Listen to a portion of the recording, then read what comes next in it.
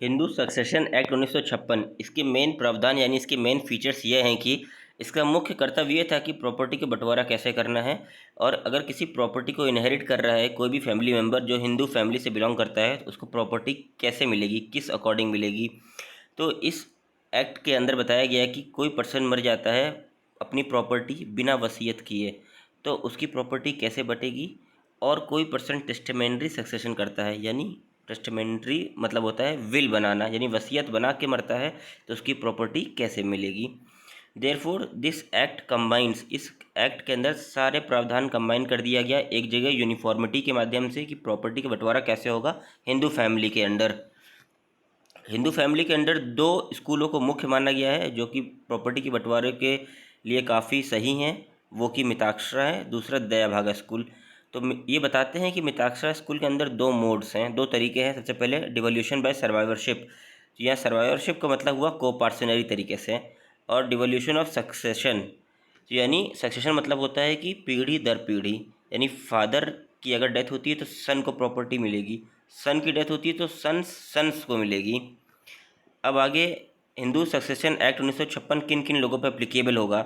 Section 2 बताता है कि यह एप्लीकेबल होगा हिंदू पे, जो लोग हिंदू हैं, जो लोग बुद्धिस्ट हैं, सिख हैं और जैन हैं अपने धर्म के अनुसार, उनको यह कानून उन लोगों पे नहीं अप्लाई होगा जो मुस्लिम हैं, जो क्रिश्चियन हैं, जो पारसी हैं, जो ज्यूस हैं।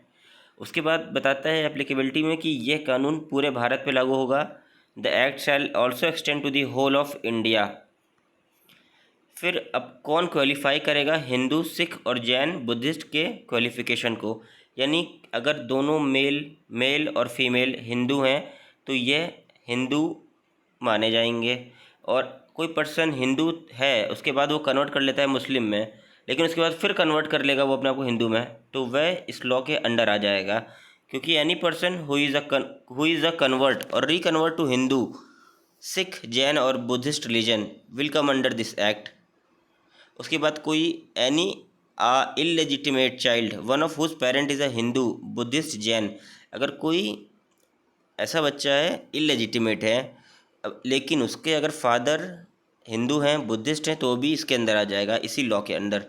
उसके बाद बताते हैं कि इंटेस्टेट, इंटेस्टेट की डेफिनेशन दी है section 3 clause 1 sub clause G के अंदर। A person who dies without leaving behind a will, तो जो पर्सन मर जाता है बिना वसीयत बनाए उसको कहते हैं इंटेस्टेट।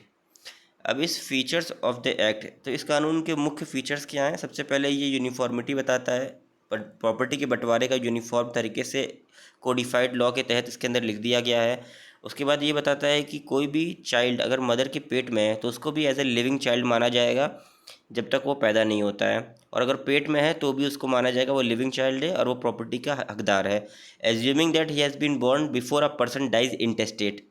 तो इंटेस्टेट का मतलब होता है जो पर्सन मर जाते हैं बिना वसीयत लिखे अपनी। The importance of the act lies in the fact it provides uniform rules for succession. इसका महत्वपूर्ण सबसे यह है कि यह यूनिफॉर्म रूल्स बना दिया है बंटवारे के लिए, एक समान रूल जो कि सारे एक ही जगह लिखे हुए हैं। और ये जो विवाद होते हैं प्रॉपर्टी के बंटवारे में उसको रिड्यूस करता है, क्योंकि जो दो स्कूल्स हैं हमारे हिंदू में, मिताक्षरा स्कूल, दयाभागा स्कूल, उसके भी प्रावधानों को इसके अंदर लिखा हुआ है। Earlier the rule of survivorship in coparcenary property was only applicable to male. इससे पहले जो 1956 के कानून में सिर्फ मेल को ही, यानी पुरुष को ही प्रॉपर्टी में, कोपार्सनरी प्रॉपर्टी में हिस्सा दिया जाता था। लेकिन 2005 में सुप्रीम कोर्ट का जजमेंट आता है, 2005 में संशोधन होता है, उसके बाद से महिलाओं को भी बराबर राइट दे दिया गया है कि वह भी कोपार्सनर मानी जाएंगी बर्थ से, यानी इर्रेस्पेक्टिव ऑफ उनके फादर जिंदा हैं या फादर मर चुके हैं। अगर फीमेल है परिवार में तो उसका बराबर ही हकदार है जितना लड़के का अधिकार है प्रॉपर्टी में। But after the enactment of the act there has been a change in this concept. जैसे संशोधन हुआ 2005 का, उसके बाद से यह कानून इन्फोर्स हो चुका है। अब अगर कोई भी प्रॉपर्टी है उसके अंदर लड़के की भी उतनी ही हिस्सा है जितना लड़की की है। तो 2005 में ये केस था विनीता शर्मा का केस था वर्सेस, अगर आपको पूरा केस का नेम याद है तो कमेंट सेक्शन में ज़रूर बताइएगा। अब आगे बताते हैं टाइप ऑफ सक्सेशन, कितने तरह का सक्सेशन हो सकता है। प्रॉपर्टी, सबसे पहले टेस्टामेंट्री सक्सेशन होता है। तो टेस्टामेंट्री सक्सेशन जैसे नाम से लग रहा है कि इस प्रॉपर्टी को विल बना के किया गया है, इसकी प्रॉपर्टी, जिस भी प्रॉपर्टी की वसीयत लिख दी जाती है तो उसको टेस्टेमेंट्री सक्सेशन कहते हैं। When the succession of the property is govern by a testament और अ विल, तो उसको कहेंगे testamentary succession. There should be a valid and legally enforceable, तो यह कानून वैलिड होना चाहिए जिसको लीगली इन्फोर्सिबल करा सकें, क्योंकि अगर इलीगल होगा तो हमें आइज ऑफ लॉ में कानून के समक्ष ये वॉइड हो जाएगा। When the will is not valid और not legally enforceable then property can devolve through the law of inheritance.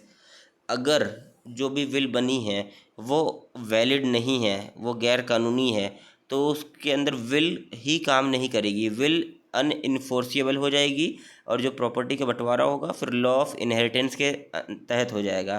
क्योंकि विल के अंदर तो आप चाहो तो अपने एक लड़के को सबसे ज़्यादा प्रॉपर्टी दे दो वसीयत में, दूसरे लड़के को थोड़ी कम प्रॉपर्टी लिख दो, और अगर आप मर गए हो तो उसी तरह बंटवारा हो जाएगा उसी तरह। लेकिन अगर आपने विल वसीयत को ही गलत तरीके से बना दिया है, कोई गैर कानूनी प्रावधान उसमें डाल दिया है, कोई नारकोटिक्स ड्रग सब्सटेंस एक्ट का भी उसमें आपने डाल दिया है कि इतना गांजा अफीम इतने मिलेगा, तो ये तो इनवैलिड हो जाएगा और कानून के समक्ष वैलिड ही नहीं रहेगा, तो प्रॉपर्टी लॉ ऑफ इनहेरिटेंस की तरह बढ़ जाएगी। अब क्लास 1 ईयर्स में बताया गया कि कैसे कैसे प्रॉपर्टी की बंटवारा होगा। तो ये वीडियो था पूरा हिंदू सक्सेशन एक्ट पे। अगर आपको वीडियो पसंद आता है तो वीडियो को लाइक करिए, चैनल को सब्सक्राइब करिए और आप फ्रेंड्स में शेयर करिए।